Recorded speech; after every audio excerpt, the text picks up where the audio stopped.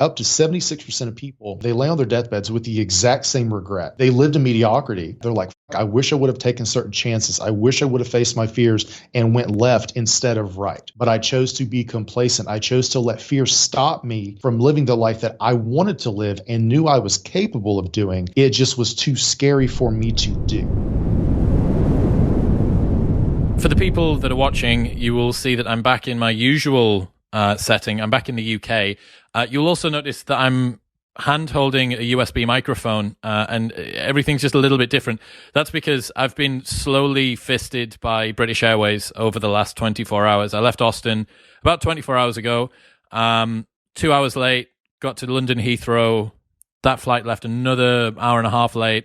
Neither of my bags arrived, and then I've just got one bag, and thankfully in that one bag is this USB microphone.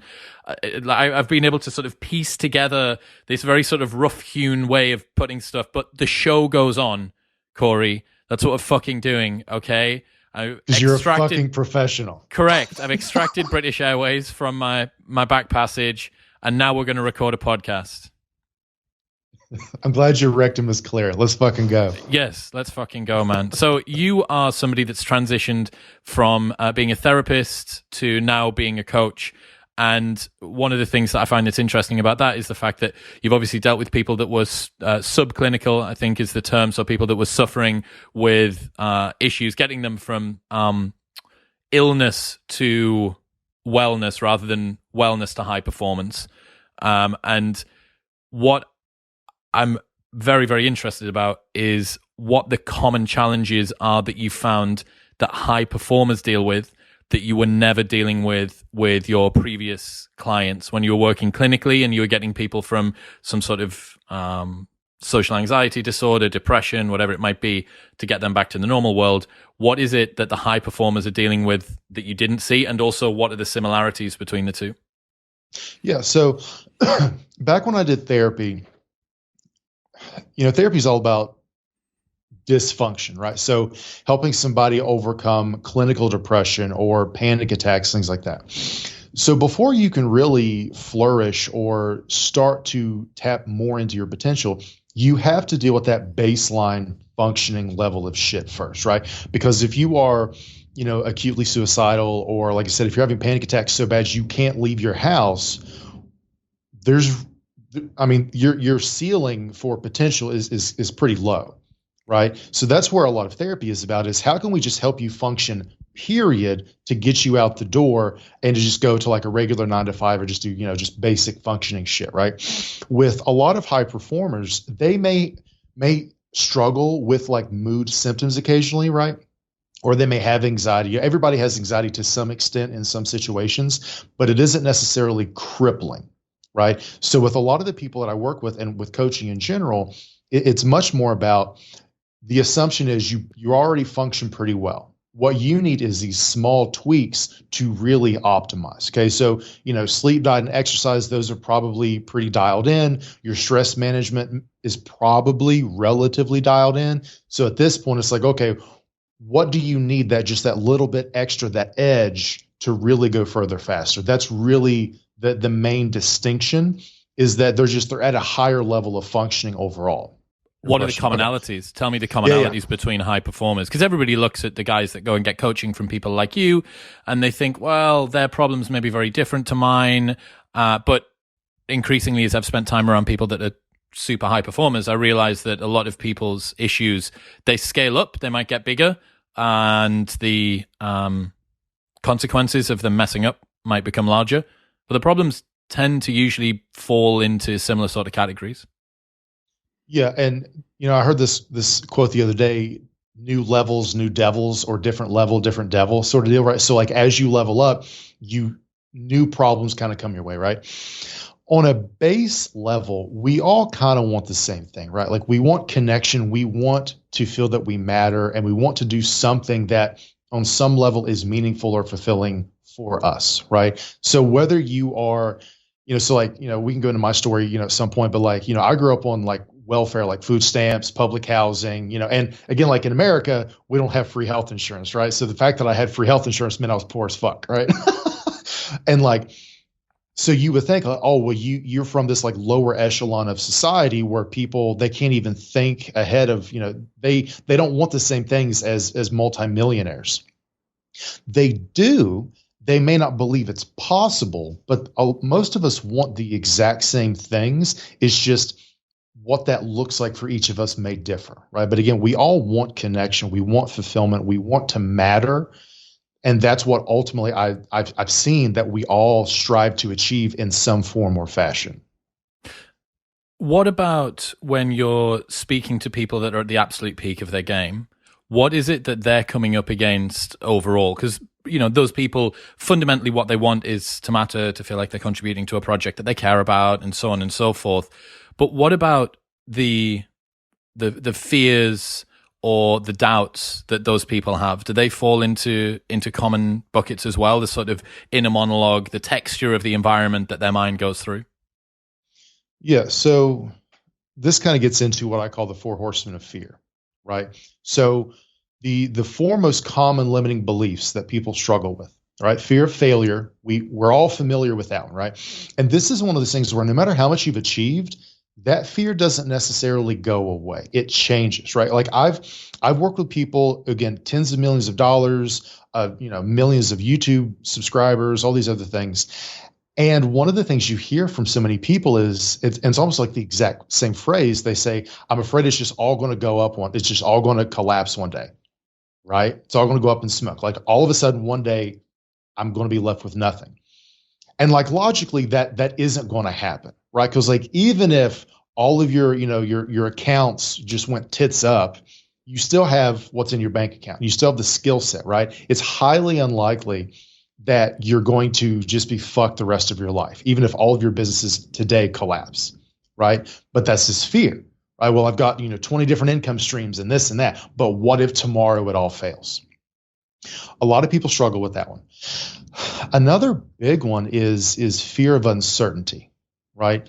This whole idea of which path is right for me, which decision should I make, right? Well, I don't know with delegating, I don't know if this person can handle these responsibilities, right? Which direction should I take my company? So that's a huge one, right? Is this fear of uncertainty. So what happens with a lot of people is so they're at a fork in the road, right? So instead of risking making the wrong decision, they just sit down and make no decision. They become complacent. They stagnate, right? That's a big issue a lot of people struggle with. Another one is fear of ridicule, right? So what will other people think or say? How will people react? How will my audience react, right? Until they, like with lower level people who aren't as high achievers, if they haven't achieved success or anything yet, a lot of times the fear is, what will my friends and family think, right? After you build a brand, you're not as concerned with that. So a lot of times people stay small, right? Like you've talked about embracing your weirdness and things like that, right? So this whole idea of, I don't want to risk ridicule, so I'm just going to be as normal as possible, be as basic and just, mediocre as possible to avoid, that negative reaction from the public. But the biggest one that people aren't aware of that holds so many of us back is actually fear of success, right? And you think, Corey, why the fuck would I be afraid to achieve the thing that I claim to want? And for so many people, if you haven't achieved major success, whatever that means to you, most of us see success as a binary thing of before and after. If you've never achieved major success, the only version of you that you know is pre-success, right? So you drag your feet, you overcomplicate, you self-sabotage to prevent you from achieving success, because a lot of us think that, well, once I achieve success, I'm going to change, right? What if I lose my ambition, right? What if I become a completely different person, right? One of the people I worked with, he's a Web3 founder, and he's like, look, man, I've been the underdog my entire life. What happens if I actually achieve this and I'm no longer that underdog? What if in my niche, I'm given too much authority to where my word carries way too much weight? I am afraid that, the whole idea of power corrupts. I'm afraid I won't be able to handle that level of responsibility and sway. How do I deal with that? So that's a huge fear a lot of people really struggle with. So they say they want certain things, but they, not even actively, but they sort of like subconsciously self-sabotage to prevent them from facing these things that they're deeply afraid of. So those are the things that I see a lot, regardless of how high of an achiever people are. The most common limiting beliefs all kind of fall into one of those four buckets. Yeah, I've spent a lot of time around some really competent people. I was at Michaela Peterson's wedding this weekend, and the table that I was sat on was me, Jordan Peterson's CAA agent, Ari, Michael Malice, Douglas Murray, just coming off the back of a New York Times and Sunday Times bestseller and Amazon #1 bestseller, Rob Henderson, who's like the hottest thing in social psychology at the moment, and two other people that were fascinating as well. And one of the things that I realized as I was having a conversation with these people, they have a lot of self-belief, and I can't work out whether the self-belief came before the success or the self-belief was driven by the success. But I get the impression, certainly from having spent time with some of them, Douglas especially, he is so certain of his capabilities from years and years of iterating on what he does. And this may have always been there, but certainly from iterating millions of reps, right? Millions of words that he's written throughout his career. 5 columns a week at 1,000 words per column for the New York Post, America's longest running newspaper, and for The Spectator in the UK, and, you know, huge publications. And he simply doesn't have any of these 4 horsemen. I believe that he would be pretty open and honest. He may have had them in the past. They may creep up every so often, but it's not the sort of crippling inertia that it causes a lot of people to have.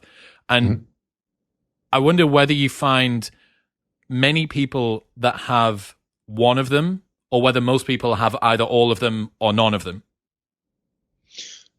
So some people, there's typically one that sort of rises to the top.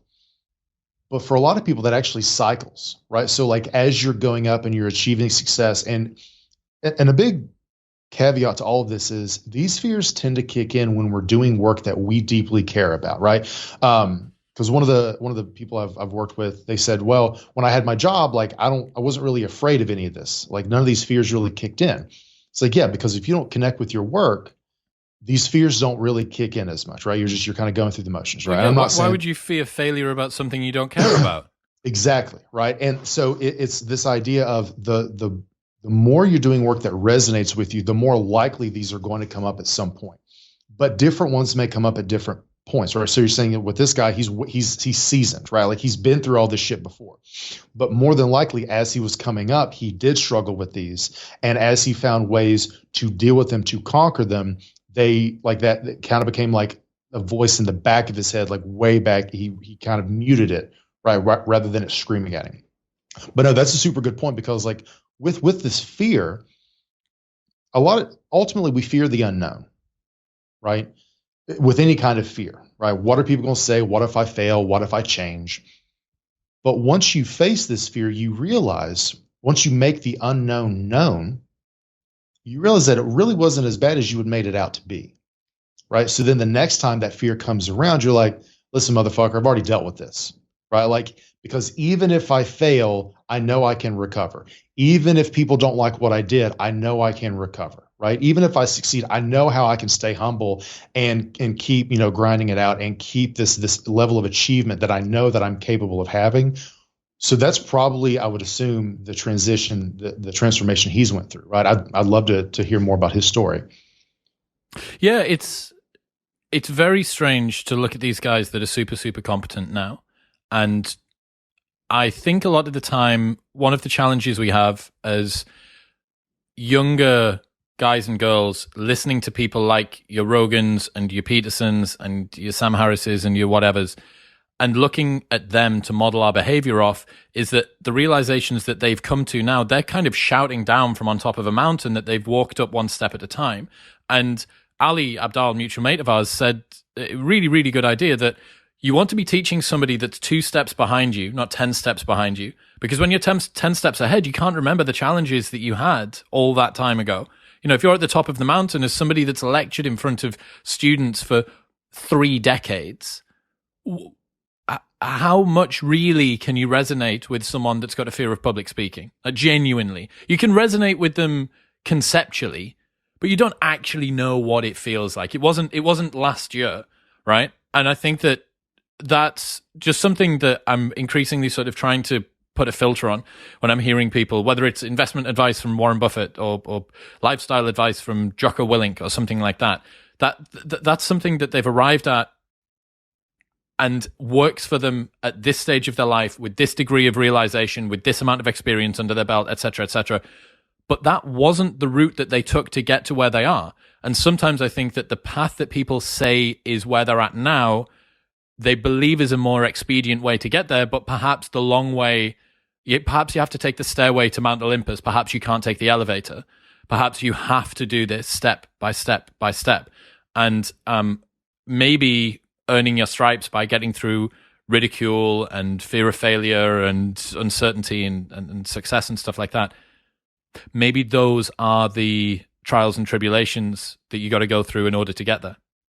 Well, exactly, right? Like we all have to kind of earn our way, right? And that's the issue you see all the time online is like all these bullshit hacks, like life hacks, psychology hacks, and here's how to just, fucking 1, 2, 3 your way to success in, 2 weeks or whatever. 6-pack abs in 10 days, all this bullshit, right? Because people want the results without the putting in the work, right?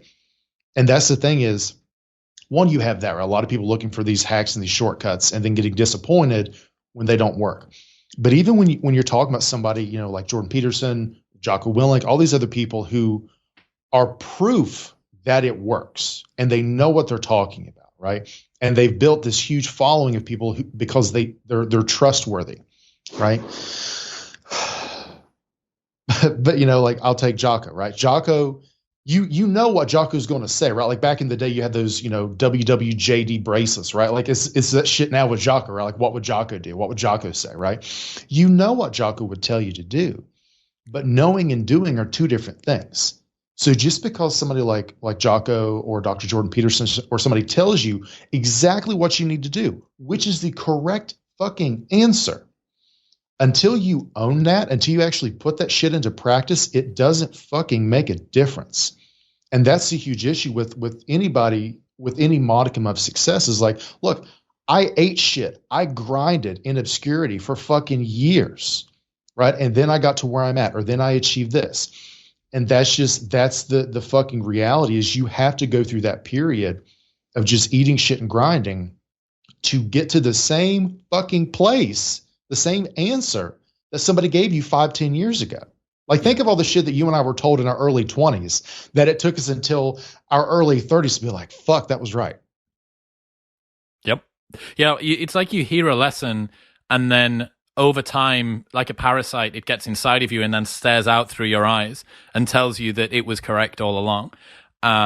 There is no way, I think, to expedite believing something, right? You need context. You need stress testing in real life. You need buy-in. You don't get that from just hearing it. I mean, if all it took was the pithy aphorism tweet to tell you what to do, everybody would be a millionaire because How to Get Rich Without Getting Lucky from Naval has existed for forever, right? And it's the Almanac of Naval Ravikant's one of my favorite books. Okay, well, why is it that I can't just take this set of instructions and then lead my life off the back of it? Well, it's because I need to believe it enough to motivate myself to make the behavior change. I need to work out what that strategy means in terms of how I apply that to my own life.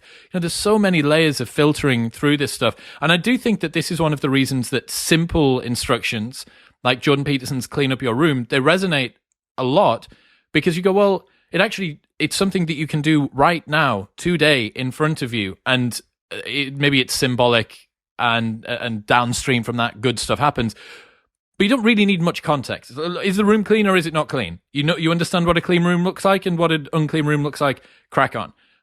The ones that are more complex, the ones that understand about delegating and leverage and about how to help other people to raise you up and network, all that stuff, very difficult to bring into your own life. So yeah, I think that when we're looking at the solutions that people give us, it's very easy to say, you idiot, you knew this. You knew this already and you continue to not take the advice.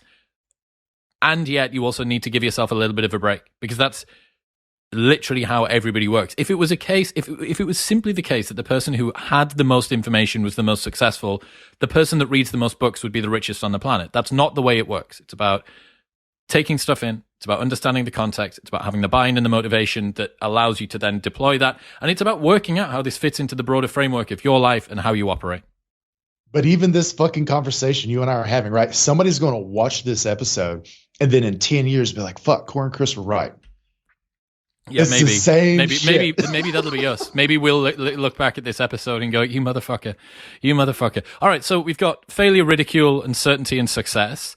Talk to me about how that relates to self-sabotaging behavior, right? Because that's a fear. That's something conceptually that's going on emotively inside of our brains. How does that manifest in people's real-world behavior? Yeah, so, for me, most self-sabotaging behaviors are actually rooted in fear. So a lot of people don't even realize that they have this fear that's holding them back, but they can't identify their behaviors, right? So imposter syndrome. Imposter syndrome and perfectionism, to me, are sort of two sides of the same coin, because both of these are rooted in a fear of ridicule. You're not a perfectionist. You don't just have like a high bar for quality, okay? Most people have a high bar for quality. But your quote unquote perfectionism is an excuse to not hit publish, to not put yourself out there, to not put your product or service out there, right? It's an excuse, because the longer you say, oh, I'm a perfectionist, I need to tweak it a little bit more. All that is doing. So psychologists, we do what's called a functional analysis with a behavior. All that means is, what function does this serve? What purpose does it have? So the function of perfectionism is to allow you to continue to avoid this fear of ridicule. Because the longer you put off hitting publish, the longer you tweak it, the longer you can avoid it actually being out there in the open. Okay. Imposter syndrome is the same fucking thing. Oh, people are going to think that I don't belong in this room, or people are going to think that, I'm wrong, or I don't know enough. Okay. And either they do or they don't. If they do, they're fucking assholes and they're not in your corner. And why the fuck would you respect somebody or seek approval from somebody who's a shitbag? Or they're not going to think that, because they're going to understand either you're new or they're there. They want to build you up because they've been in your same shoes. Like, that's the other thing. Because I remember when I was in grad school, we did this. And again, I originally went for therapy. So we did this outreach event for people experiencing homelessness. So this was in like West Virginia, like rural Appalachia, in December. It was cold as fuck. And we were doing it out back in this church. So people experiencing homelessness, they would come in, they would get like a medical checkup, they would get clothes, food, whatever. It was the School of Psychology, medical school, all these other schools, right, of health professions. So all these people were there fighting for their fucking lives, right? Like, it's sub-freezing temperatures and they don't have a house. And I'm like, look, I get that they're here for a medical checkup or for clothing or whatever. What the fuck am I here to do? These people do not need deep breathing techniques. They're fighting for their fucking lives, okay? So I went up to two of my supervisors, who between them had like 50 years of experience. And I was like, look, when does this feeling like I don't know what the fuck I'm doing go away? And they were like, we'll let you know, right? From that day, literally from that fucking day, I never had imposter syndrome again, because I'm like, nobody knows what the fuck they're doing. So using that as, oh, I have imposter syndrome, that's a fucking excuse that is allowing you to avoid facing your fear of ridicule. So like those are two that I see all the time, right? Or I see people like, oh yeah, I really struggle with procrastination. No, you fucking don't. You know what you need to do. You are perfectly capable of doing that when there's a deadline, right? Or I hear people, like friends and shit all the time. It's like, oh, at work, I'm really high functioning. But then in my personal life, we're trying to do this side hustle thing. I can't. I keep procrastinating. That's a bullshit fucking excuse. What the fuck are you afraid of that procrastinating is allowing you to avoid, right? Because if you're ultimately, what a lot of times is, people are afraid of failure. Well, I'm afraid it'll fail. So as long as I just drag my feet long enough, I don't ever risk failure because I never put anything out there. Right. So like, these are some of the most common self-sabotaging behaviors you see from people. And it isn't the behavior. The behavior is a symptom. What the fuck are you afraid of? Right. So anytime I start to, like myself, that I'm seeing that I'm dragging my feet, or I'm overcomplicating something, or I'm taking on too many projects, I say, hey, how might this be rooted in my fear? What the fuck might I be afraid of that this is allowing me to avoid? Because the sooner I can pinpoint that, the sooner I can start to take action to break down this fear, to try to overcome it in some way. Because once that fear isn't holding me back, once I rob that fear of its power over me, that behavior, that self-sabotaging behavior, no longer serves a function because I'm not afraid to face that fear. So then that shit goes away. I think you're right about procrastination and the link in with some of this stuff. I would say that there's definitely times in my life and in the people that I've worked with who are struggling with procrastination simply due to a lack of focus or bad habits or ease of distraction. So I don't think that this is necessarily the only reason. Procrastination, I don't think, only ever comes from fear. Exactly. But perfectionism is procrastination masquerading as quality control. That's what I see a lot of the time. That people are scared of shipping their work, and the way that they can inoculate themselves from failing publicly is by assuring their failure privately. It means that nobody ever actually has to see them potentially fall flat on their face. And the way that they can stop that from happening is by never actually going out onto the stadium floor. And that's something that's very difficult to get past. And a couple of the things that have been really effective for me that I can reflect on with this show, because that is me, man. I spent 6 months vacillating about how I was going to start the show and when I was going to start it and what the name was going to be and all of this stuff. And then once you get past that first little thing, the momentum continues to carry you forward. A couple of the things that I found that have been really effective for me in terms of continuing to keep me accountable and to not allow myself to slip back into that is to have a regular cadence that I do the work at. So Modern Wisdom episodes go out Monday, Thursday, Saturday, every single week. They have done for 2.5 years now. Before that, it was Monday, Thursday, and before that, it was every Monday. So I built that up over time. The first year was 1 a week, the second year was 2 a week, and from the third year onwards, it was 3 a week. So I built that up slowly over time. I also had external accountability. Right? If I don't put an episode up, I'm going to feel like the audience is saying, well, hang on a second, like, knock, knock, motherfucker, where's the episode? I was expecting to listen to something. And you've got a sense of Parkinson's law comes in there, that you've time blocked things off. You need to get it done by a particular date. It's the same reason that people like me did their university assignments the night before they were due in throughout our entire university careers. The same thing happens with my newsletter. So I wanted to start a newsletter. I'd been told for ages that it would be a good idea. Own your audience, have direct access to them, send them stuff that's interesting and blah, blah, blah. And I'd never written regularly before ever. 2 years ago, it's about this week actually coming up will be newsletter 100. So almost exactly 2 years. And I'd never written anything that was regular. So I did a couple of things there. I made it really short. So it's 3 Minute Monday, which is 3 minutes to read. So it's about 900 words on average, which takes now around about 90 minutes to write-ish, as long as I've prepared some stuff during the week that I actually can draw on. And I did it every week, same day, same time. I tried to write it at a similar sort of period. It happens between a Friday and a Monday when I'm going to write it. All of that stuff, again, accountability externally to the audience, a sense of sort of obligation and almost fear and embarrassment. You can utilize embarrassment to kind of propel you to go forward because you're like, I don't have to make up the excuse about why it's not happened. And I've never missed one. I've never, ever missed one. And I'm the exact type of person that would be the sort of person that would miss one, right? And it almost blows my mind that there are other domains of my life, training, right? If I don't have a coach that's looking after my programming, I'll miss sessions all the time. Or diet. If I don't have somebody that I'm checking in with regards to my macros, I'll break my diet all the time. But the few things that I've stuck to those principles, regular cadence, build it up over time in terms of sort of difficulty or frequency, and have external accountability. Have something, someone, some group, some audience that's there in the back of your mind. And you think, oh, not only do I want to do this, but I'm also going to be a little bit embarrassed if I don't do it. So those are some of the things that I've used that have helped me get past procrastination and the perfectionism side. Well, that and the uncertainty, right, man? So with like exercise and eating right? So many people are intimidated by getting in shape, whether it is, well, what exercise should I do? Should I do this top down, or like how many reps, how much weight, all this other shit, right?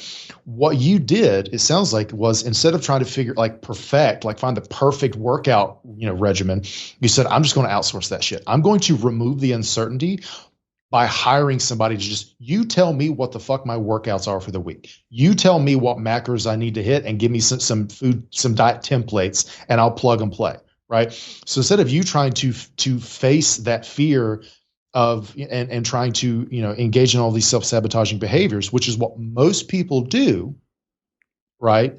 Of I am uncertain. I don't know what is right for me, and they sit there, they spend forever in a day, Googling shit, or they just decide to do nothing and put it off. And around New Year's, I'll try it out, right? And the whole New Year's, resolution shit. You're just like, fuck all this uncertainty. You just tell me how to do it. You removed that fear. It's strange to think about one of the challenges that entrepreneurs have, and people that are sort of solitary go-getters generally. There's always two problems. The first one being that you have to go and do the work. But the second one that actually occurs before that being you have to decide what work it is that you're going to do. So it's such an unseen pain of being a solo entrepreneur or a content creator or somebody that just wants to go and do something different and on their own and forge their own path. And you're right, wherever you can, just outsource that stuff, right? Well, you're going to need to do that a lot for yourself. So on the things that you can afford to not do that by getting a coach or someone to write a program, just do it. That and the biggest, advice I can give with the whole like creator entrepreneur journey and the fears that will inevitably, provoke is instead of seeing it as either I'm going to fail or I'm going to succeed, if you can learn to see it as more of an iterative process, that takes care of a lot. Because like you said, like you need to do the work yourself, but you need to figure out what work is worth doing, or you need to create the content yourself and figure out what the fuck content do I create. If you, instead of seeing it as, well, either it's going to be a super success or a complete failure of how can I iterate? How can I just take that one fucking step and figure out what's the data telling, what's the market telling, what's my audience telling me, and slowly iterating from there, that makes it way more approachable and allows you to be way more consistent rather than this pass-fail false dichotomy people make it out to be. Yeah, especially if you go back and look at Tim Ferriss's first episode, Rogan's first episode, my first episode. I'm recording it in the biggest, loudest, echoiest room, recording on an old iPhone with a Blue Yeti in between me and my buddy who's telling me about how he's going to row the Atlantic naked. This is 4.5 years ago. I would say that there are certain things that if you're getting serious about something do require a little bit of time. Branding is one of those things, because if you end up having a runaway success, the show's been significantly more successful than I ever thought it was going to be. And if I'd locked in a name that I detested, that would be something that I would struggle with, right? I happen to love the brand, Modern Wisdom. I think it's great. It does exactly what I wanted it to do. But I've got other friends that are content creators who have kind of created this monster that they're now sort of in the driver's seat of some huge locomotive. They can't stop it. They can't slow it down. They can't change it anymore. And every single time that they see their own name appear online, they sort of cringe inside a little bit. So I do think that there is an argument to be made. There's a kernel of truth in, look, spend a little bit of time thinking about what it's going to be. But just once you've got that, get to an acceptable level and go. There's this great Tiago Forte tweet from a while ago saying, most people rely on perfectionism because it enables them to avoid shipping work at a rate that allows them to know what works. Basically, perfectionism is procrastination masquerading as quality control, and that the vast majority of people who are very, very high leverage individuals, they have kind of a rough-edged, half-assed quality to their work because they understand that polishing something to perfection is a low leverage activity. The difference between a 95% perfect and a 97% perfect podcast in terms of the impact it's going to have on the audience is pretty negligible. But the effort it takes you to get from 95 to 97 is probably the same as doing another 95% podcast. It's like an exponential curve of difficulty to work out all of those imperfections, to remove all of the clicks, to remove all of the vocal it's one of the reasons why with this show, I've never, ever gone through and removed ticks, likes, filler words, any of that stuff. Tons of podcasters do. You can even get algorithms now that automate that. that'll go through and pull out all of that stuff so it cleans up your audio. One reason is that I never wanted to have to rely on that. I wanted to walk the tightrope of that performance myself, because if I was lazy and relied on it, I would never actually build up the skill to be able to do it without that. It's like singing with auto-tune. And then on the other side of that as well, I think, well, how much extra effort is that going to be for what is it going to add? Getting from that 95 to 97, okay, well, maybe I go through and pick it out individually or whatever. I get an algorithm to do it now. Well, how about I just do another podcast? And that really seemed to work well. And then you've got complacency as well, because the thing that we haven't talked about is fear of success and how that manifests in terms of self-defeating, self-sabotaging behavior. Yeah, so with complacency, right, for a lot of people, it's easier to say you don't care, or that you quote unquote have enough. And I don't mean having enough as far as like being content, right? Being content and being complacent are two very different things. Being content means being grateful for everything that you have. Being complacent means you have chosen to stagnate and say, no, this is good. Like, this isn't actually enough. This isn't actually where I want my life to be. But in order for me to attain the life that I actually want to have, requires me to face certain fears that I would rather just stay on this side of fear rather than pushing past my comfort zone and actually putting myself out there to take these risks. I would just rather say, no, I'm totally fine with my, 9 to 5 for 45 years of my life and the occasional week or 2-week vacation once a year, because then I'll retire at 65 and then I'll really enjoy life. Okay, but statistically, you're going to die around 80. So you're going to sacrifice 45 fucking years of your life to maybe enjoy the last 15. That's complacency. Again, not for everybody. Plenty of people fucking love their jobs, right? I'm not demonizing a normal job. But for many people, they fucking hate it and they know what they need to do, but it is terrifying to actually do. So they decide to say, no, I'm just going to lower sort of like my ceiling for what I'm going to tell myself is possible and just say, nope, this is good enough for me, right? That's complacency for a lot of people. And what you end up seeing, and there's this Cornell University study that they did, and they found that up to 76% of people are on their deathbeds. They lay on their deathbeds with the exact same regret, which equates to they lived in mediocrity, and now they're on the deathbed. They're full of regret. They're like, fuck, I wish I would have taken certain chances. I wish I would have faced my fears and went left instead of right. But I chose to be complacent. I chose to let fear stop me from living the life that I wanted to live and knew I was capable of doing. It just was too scary for me to do. Right. So those are some of the biggest issues, like for me personally, and why, I think you and I, the whole like memento mori concept, right? It's a big thing in Stoicism. A lot of entrepreneurs gravitate towards Stoicism because it's super practical. But that's a big thing for me, man, is with all of these fears, right? Whether you're afraid of success, failure, whatever, ultimately one day you're going to fucking die, right? On that day, what do you want? What kind of life do you want to look back on, right? Do you want to look back on a lifetime of regret, or do you want to look back and be like, hey, I had some hits, I had some misses, but overall, I fucking love the life that I lived. I love that I took those chances. I love that I didn't let fear stop me.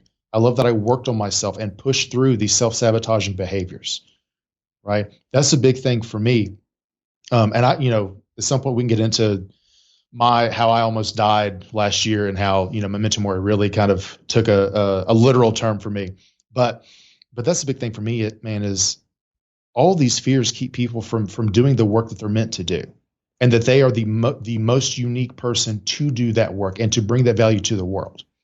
Right. That's sort of like my whole mission in life for me personally, is to help people push past those fears, overcome those limiting beliefs, those self-sabotaging behaviors, so that they can actually reach the fucking potential that they're capable of, but have told themselves, or society has told them, that they're not. It's so sad when you think about that. The fact that there are people who are born, live, and die with fantastic potential, and then this thing comes in. It's like a weight or a glass ceiling that comes down and restricts what it is that they go and do. And it's not. It doesn't. There's nothing there. You had the ability to do all of this stuff, and for some reason you didn't get there, and that's sad. That makes me sad to think that there's a lot of people for whom that's going to be their life. I learned this story from Douglas while I was away with him in New York, and he told it on the podcast. It's so powerful. I had this friend who was one of the editors of one of the first newspapers that he worked at, Clive, somebody legend in the publishing and journalism game. And he decided that he was going to release a play on the West End about Prince Charles. And the entire thing was going to be in rhyming couplets. Perhaps not the broadest audience that he could tap into. And he didn't think that it even made it past opening night. There was nobody left, including the cast, by the first interval. And Douglas went up to his friend and he said, well, Clive, what have you, this seems like a little bit of an error. And he was destroyed. This guy was like destroyed by it. He thought he was really going to be doing well and so on and so forth. And Douglas said, well, how do you deal with the pain of putting up with this sort of very public failure on the West End? He said, well, I followed my instincts. And, they may sometimes lead you wrong, but your instincts are the only things that have ever led you right. What I realized was that if you allow fear to come in and tamp down your ability to tap into that intuition and that instinctual nature that tells you very easily tells you what to do, tells you to cross the street, tells you to stay with that relationship, it tells you to change careers, move to a different city. The more that you don't listen to that, the quieter it speaks, or the harder it is to hear. And over time, you can habituate doing that less and less. And a lot of people that are very sort of cerebrally minded and love the cognitive stuff, they can think themselves into or out of pretty much anything. Like you have to be quite smart to be able to convince yourself that the thing that every fiber of your being is screaming at you to do is not the right thing to do. Like you have to actually, congratulations. You've managed to outthink your programming and your gut. And you've managed to convince yourself that the thing that it's telling you to do isn't the right thing to do. But I do think that there's something to be said for allowing that instinct to kind of carry us through. And increasingly, that's something that I'm trying to sort of tap into as well. Look, how do I get out of my own way? So this whole idea of like metacognition, right? Like thinking about how you think, thinking about the language that you use with yourself, like your personal narrative, right? So like some people, their personal narrative is that they're broken or that they are a victim, regardless of what they've actually experienced, one way or the other, right? Like, back when I did therapy, some people, they went through heinous shit.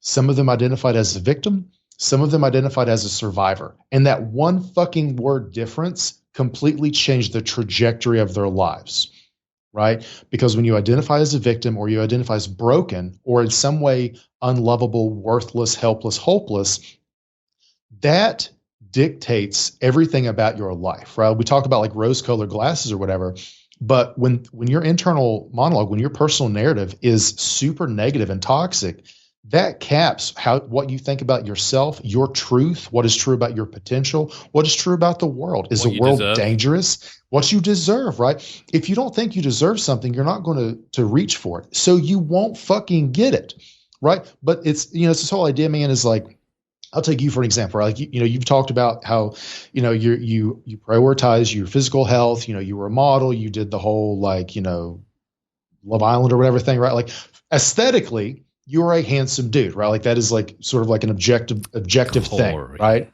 I know, it's okay. But here's the thing, man. I promise you that if you every day, even just once a day, every morning as part of your fucking morning routine, you looked in the mirror and you said, I am fat, I am stupid, and I am ugly. If you did that every fucking day for a year at 365th day, your truth, quote unquote, in air quotes, your truth would be that you are fat, stupid, and ugly, regardless of your physical fucking appearance or intellectual capability. And that's some shit that so many people struggle with, but don't even recognize that because of the skill of metacognition, of learning to examine the fucking thoughts that rattle through your head. Because everything that you are capable of starts inside your fucking head. Because if you don't think you're capable, you won't strive. If you don't strive, you won't achieve. So everything it originates in your fucking personal narrative and the thoughts you tell yourself. Something that I noticed in myself, and coming from a working class background, you may be able to resonate with this as well. Me and a bunch of my friends really struggle to spend money. really, really struggle to spend money. I'm trying to work this out at the moment. It's something like the working class mindset, or the perils of the working class mindset. And I had a fantastic start to the year. Me and Dean have been working super, super hard on the show, and we had a great few months of plays and ad revenue and new sponsors and stuff like that. And I haven't bought myself anything in ages. So I thought, well, I'm going to treat myself. I couldn't get a car in America because I didn't have a social security number, which meant that I couldn't go and get any finance. So I was like, well, they do these electric scrambler bikes. It looks like an old style cafe racer motorbike, but it's actually just an e-bike that does 30 miles an hour. So you don't need a license. You can ride them on cycle paths, and they're pretty cool. I was like, yeah. It's like, I have earned this. I spend hours and hours and hours in a room on my own, researching, reading, editing, publishing, scheduling, all of that stuff. I deserve this. Bought it within 2 weeks, sent an email saying, I don't, just cancel the order, take it back. Because there was something about me that couldn't deal with the fact that I was doing that. Now, today, the flight that was partly hugely delayed, I flew business class for the first time that I'd booked it in advance. And for some reason, that felt a little bit different. But there's something about that working class mindset. What do you deserve?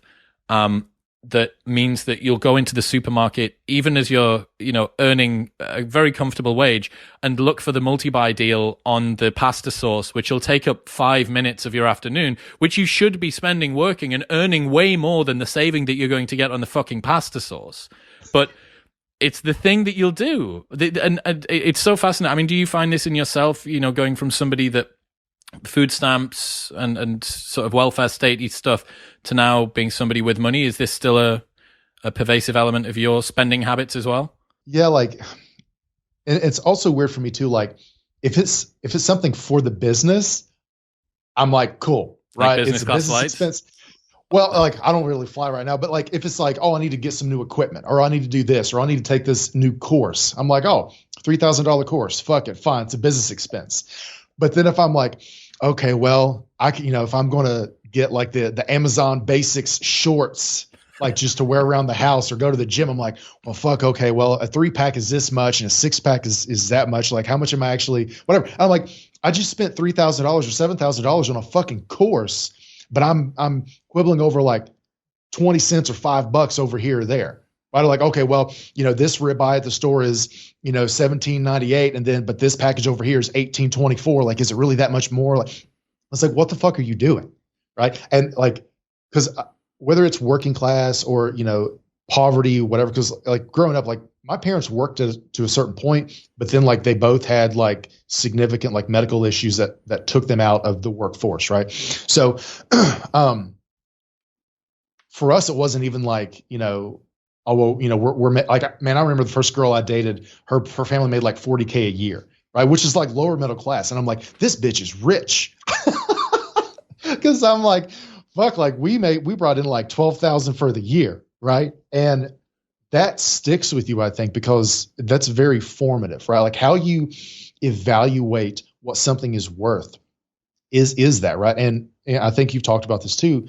This whole idea of if you do client work, it's really easy to devalue yourself and not charge what you're worth, right? And so I think for a lot of people who come from a lower or middle class income threshold, that is something that is really hard to overcome when you're going out and doing your own thing, building up your business, and you achieve a modicum of success, because this is the thing of you're still used to nickel and diming everything. And it's just, no, man, I struggle with it too. It does get easier. I mean, there was this one time where I remember I'd spent at least a minute looking at working out whether I could justify the value or the finest range of yogurts in a supermarket. This was 5 years ago, and that was a formative experience. Talk about strategic learning opportunity. I'll never forget that, staring at these yogurts, going, what on earth are you doing? You work all the hours that God sends, and you're terrified of buying the slightly nicer yogurt. So I think that you're right. I think that it's probably a combination of a bunch of different things, but it does get better. If there's someone that's listening that goes, fuck, that's me down to a T. I still really struggle to spend money on myself. A couple of ways that you can get around that. I think increasingly try to justify things as facilitating your passion or the thing that actually brings the money in. So for me, it was much easier to justify the business class flight because I knew I had this podcast with you today. Like, even if I only catch 4 hours sleep on that flight over, that means I can properly do this episode with Corey without looking like a sleep deprived zombie, right? And okay, well, that there we go. That justifies it for me. That feels a little bit better. So that's one thing. And another thing I think is to realize that you probably do deserve this. Like all of the time that you've spent working, all of the effort that you put in, all of the hours that you do stuff. But I mean, I'm saying this to myself as the guy that just sent back a Scrambler e-bike, the only thing that he really treated himself to so far this year. Okay, so we've gone through the different horsemen. We've gone through some of the ways that fear can manifest in terms of activity. How can people inoculate themselves from this moving forward? What are the strategies that they can put in place so that they're going to mitigate these fears when they come up? Yeah, so like I said before, ultimately we fear the unknown. So if you can make the unknown knowable, fear kind of loses its power over you. All right, so fear inoculation, for me, it kind of works similar to a vaccine, right? And I'm not that kind of doctor, but my elementary understanding of vaccines is you introduce a little bit of the bad thing, so then you can build up a tolerance or an immunity to it if it ever comes around again, right? So let's say you're afraid of failure. So fear inoculation is, okay, let's assume you fucking fail. Your worst case scenario actually happens. With that assumption in place, what the fuck are you going to do? How are you going to recover? How can you learn to see it as sort of like thinking like a scientist of, it wasn't like a pass fail necessarily of what does the data tell me?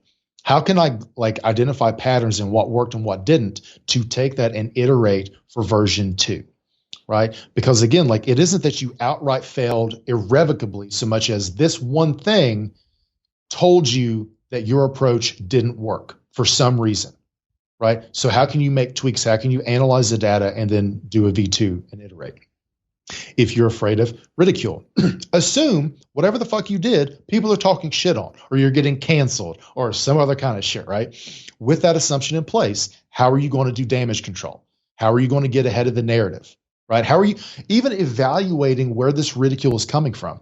Are the people ridiculing you people whose opinions you give a shit about in the first place? Most of the time, they're not, right? So there's this, Nipsey Hussle quote, you will never be criticized by somebody doing more than you. You will only ever be criticized by somebody doing less than you. So all these motherfuckers who are talking shit, are they just miserable shitbags who want to troll and find something to be offended over? Or is this an audience that you actually respect and you care about? If that's the case, how can you do damage control and learn from what happened, right? If you're afraid of uncertainty, let's assume you made the wrong fucking decision.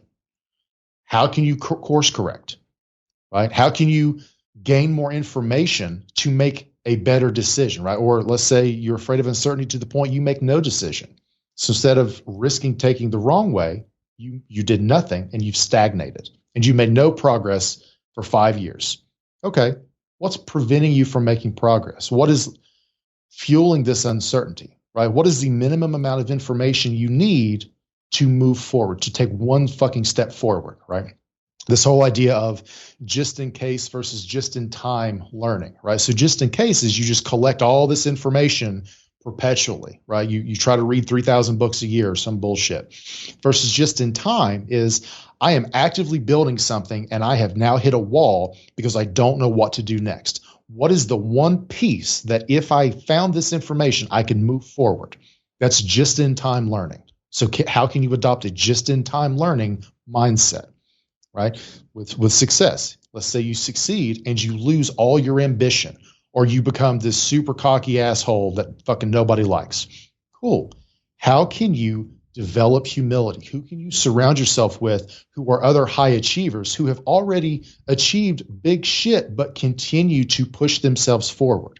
Right? Like you. I'm sure the people you hang out with now are different than the people you hung out with in high school or undergrad or whatever, right? As you level up your circle, and I don't mean necessarily you have to find different people, but your circle tends to level up with you, right? That's a huge thing with the internet. Now, like the majority of people I've met that have helped me in, as an entrepreneur and a content creator, whatever, I've met since December 2020 when I got fired from my fucking job and other issues prevented me from getting another job. And I was like, fuck, I got to learn how to blaze my own fucking trail. And I don't have a business background. My undergrad's in fucking psychology. How do I do this?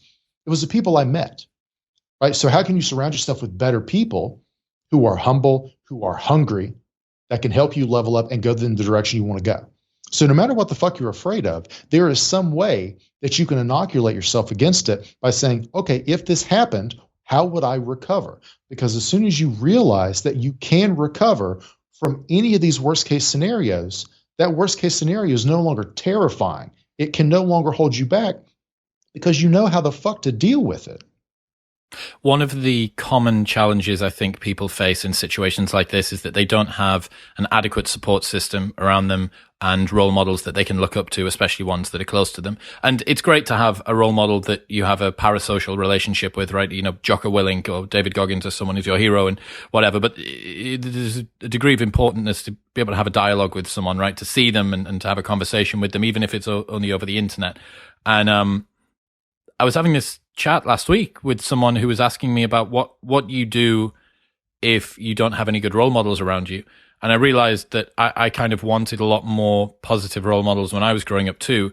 And I was around a lot of people that I really didn't want to be like. But then I realized that that was actually a really good influence on me. Like, okay, I didn't have many people in the town that I grew up in that were the sort of people that I wanted to grow up to be like. But I had a ton of signals that told me the sort of things that I didn't want to do. So this is the negative role model or the reverse role model, right? Avoiding stupidity can get you a really, really long way in life. You can get really, really far by just not having unforced errors that you continue to hit into the net over and over again. Like, how many people do you know that got some girl pregnant that they weren't in a relationship with? Or how many people crashed a car when they'd had a couple too many beers and now they're banned from driving and have got a criminal record on their license? You know, like easy things that you can avoid to do. And all of these were examples that I had set to me when I was growing up. So yes, it sucks if you don't have a fantastic role model. If you're not in New York or LA surrounded by interesting, cool people that can tell you exactly what you want. You know, if you're in the arse end of Virginia or in the, you know, the town in the UK with the highest teen pregnancy rating, which it then lost. So it didn't even have that anymore. That was my state. We had that too. Yeah, you're good. Nice. High five. So that, the fact that you don't have that sucks. But the fact that there are tons of people around you that are showing you exactly what you don't want to do is equally useful. It genuinely is. Yes, it feels kind of icky and it's annoying and it's kind of, it's a slimier version of it because you feel like you're having to sort of trudge through. It's not as inspirational or aspirational or sort of upwardly mobile, but it's one hell of a learning lesson, you know, that you know the mental model never multiply by zero, that you can take 500,000 times by 40,000 times by 10 times by 3 times by 0. If you multiply anything by 0, you get 0.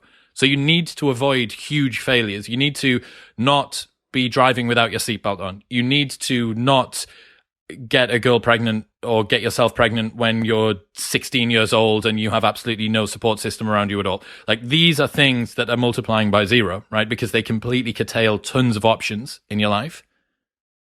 That's a pretty good signal. So reverse role models aren't as inspirational, but they're certainly very useful. Well, and just this whole idea of, especially, you know, when you're growing up in a toxic environment, do you want to be where these people are? Because if you do what they did, you will, for better or worse, right? Like this whole idea of, if you want to be successful, do what successful people do.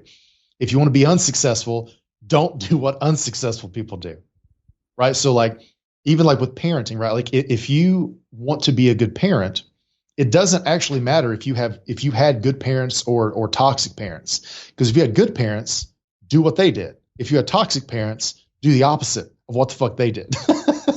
Right? So no, I fully agree. Like, you can draw inspiration from your environment in one way or the other. But I do, and again, man, like I came from that environment, right? Like, you know, drug use and domestic violence and a lot of, you know, fucked up shit. That was normal for me. Right. And I had supportive family members and things, but I also had toxic ones. And I had toxic, you know, all of my friends growing up are in prison or been in and out of prison. Right. Like I understand that life, but between that, anti-role model or that reverse role model mental model, but also you can meet so many people online with fucking Twitter or, whatever Reddit. the fuck whatever the fuck your preferred platform is, man. Like there's this whole idea of like, it's not gated anymore. Like there aren't gatekeepers like there used to be. Like I have met so many people either in cohort-based courses I've taken or just through Twitter in general. And these are people that, whether they're major players, quote unquote, in the space, or just normal fucking people who are supportive. You can surround yourself with a digital community like no time before. There's no excuse. As long as you have internet or you just have access to books or some kind of shit, regardless of your current situation, I promise you there are ways for you to learn and grind your way out of it on some level. I hope that it makes people realize that is an option. And it does make me sad thinking about how many people are in a place that doesn't support the goals and dreams that they've got, especially in the UK. This is something I've noticed. It's a really big difference between the UK and the US. UK is like really, really good at satire and taking the piss and making sure that people's feet are kept on the ground, right? Like it's great. The problem that you get with that is that it's a tall poppy syndrome. It discourages people from doing different things. Now in America, you end up with blue sky vision. You can achieve anything you want to. You've got the American dream is at your feet and stuff like that. Now, that's great for encouraging kids to go and do what they want, especially when they're young. The problem that you have is when they grow up and they look around at the world and they say, well, hang on, this wasn't what I was promised. I was promised the earth at my feet and I've got something else. And the delta between those two is often painful. And I think that this is one of the reasons why the sort of victim culture mentality doesn't happen quite so much in the UK, because that's kind of already been beaten out of you as a kid. But the problem that you have with that is that there's less enthusiasm and encouragement when you want to go and do different things. So I think that the blend is between the two. And I've seen this since being in America, that most of my British friends that have gone over to America have really enjoyed the culture, and that their influence on the American people around them has been really good as well, because it's brought them down to earth a little bit, and the Americans have sort of given the Brits a little bit of self-belief.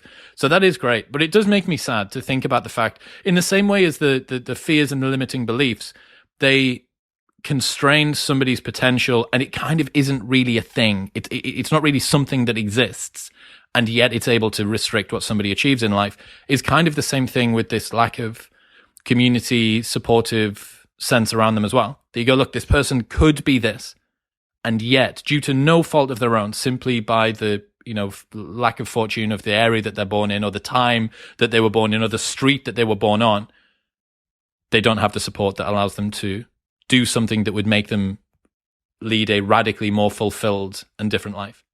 On just, man, going back to this personal narrative idea, the simple belief of people like me don't do that, right? People from where I'm from don't do X, Y, or Z. Like I wrote this article a while ago, this whole idea of, so I'm from rural Appalachia, right? Like I'm from a town called Lesage, West Virginia. The only people who pronounce it Lesage are people from there. Everybody else pronounces it Lesage, like some fancy French shit. It ain't, it's Lesage.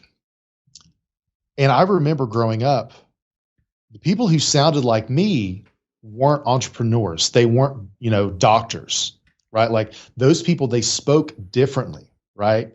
We talk different. If you want to be successful, you need to speak differently. So when I went to college, and I was, with a 4-year degree, I was the first person in my family with a college degree, 4-year degree.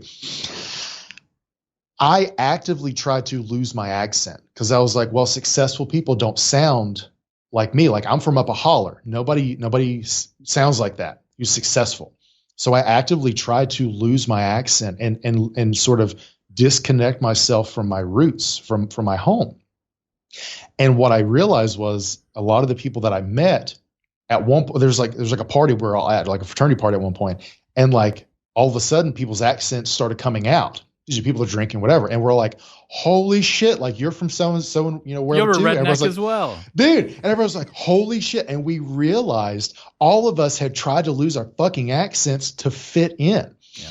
And like slowly, I came to terms with that, and like I allowed more of my accent, my drawl to come out. And the article kind of ended with like, let me introduce myself. My name is Dr. Corey Wilks. I'm an entrepreneur, and I say y'all. I'm from up a holler, right? Like, and it's this idea, man. Is like this. I think you and Ali Abdal talked about this, of having role models of people who look like you or people who talk like you. That's so fucking important, man. And it's such a glaringly missing thing, especially if you want to talk about like men and masculinity type shit. But just that idea of like either finding these para role models or whatever, or just trying to connect with other people online. I promise you there are other people who get where you're coming from, who can help support you on the journey you want to take. It's only since I've been in Austin that I've been around men's groups a lot. This isn't really something, I don't know, maybe they exist in the UK, but I've never heard about them or whatever. Maybe they exist outside of Newcastle, which is where I'm living. But yeah, you see these men's groups, and I've been to a good few of them now. And man, you've got some of the most competent guys, people that have already retired, that live in gorgeous mansions, that spend their days investing in companies and doing cool stuff. And they still need every single week on a Wednesday for 4 hours in the middle of an afternoon. They still need their boys to come around and for everybody to be kind of calm and not playing games and just a space that they hold for everybody else. You go, what is this? Is this some hippie shit? And yet it's the same guys that are absolute killers. And that was kind of a bit of an eye-opener to me, that you see people that you really wouldn't think would be the sort of people that would need broadly a support group, Connection. We need connection. That's one of those universal things, and we need connection. Yeah. You wouldn't think it. So yeah, man, it's an interesting one. I really appreciate your work. I really appreciate the input that you've got. I appreciate the insight that you bring as well. I like the fact that you're bridging the sort of the clinical with the coaching side too.